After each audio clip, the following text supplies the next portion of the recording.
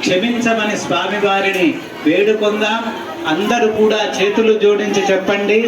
ఓం మంత్రహీనం క్రియాహీనం భక్తిహీనం జనార్దన యత్పూజితం మయా దేవా పరిపూర్ణం తదస్తు తే కాయేన వాచా మనసేంద్రియైర్వా బుద్ధ్యాత్మనా వా ప్రకృతే స్వభావాత్ కరుణ తీసుకుని మనకు పుణ్యాన్ని ప్రసాదిస్తారు. మనం చేస్తున్నాం అనుకుంటేనే ఈ పాప పుణ్యాలు మనకు అంటుతాయి కనుక సర్వం శ్రీ కృష్ణార్పణమస్తు అని వచ్చారు. వాళ్ళకి మీ కట్న కానుకలు సమర్పించండి. ఐదుగురు వచ్చారు.